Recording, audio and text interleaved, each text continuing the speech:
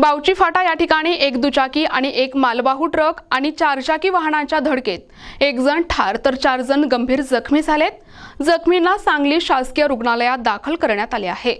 काल सायंकाळी 7:30 सुमारास पोखर्णी येथील महालक्ष्मी मंदिराकडील रस्ता दुचाकीस्वार अशोक पाटील क्रॉस करत असताना इस्लामपूर कडून येणाऱ्या इंडिगो चारचाकी वाहनासमोर आली असता त्यांना वाचविण्याच्या प्रयत्नात इंडिगो चारचाकी वाहनासमोरून येणाऱ्या मालवाहू कंटेनरला उजव्या बाजूने धडक दिल्याने अपघात घडला असून या अपघातात कासेगाव पंढरपूर येथील हमीद जाफर जमादार यांचा शासकीय रुग्णालयात उपचारादरम्यान मृत्यू झालाय।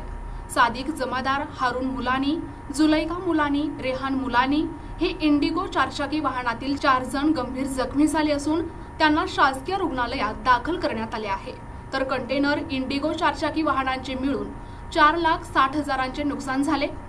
यावेळी कंटेनर चालक भीमराव आंधळे यांनी अशोक पाटील यांच्या विरोधात आष्टा पोलिसांत तक्रार दाखल करण्यात आली आहे। NTV news Marathi, Ashta, Sangli.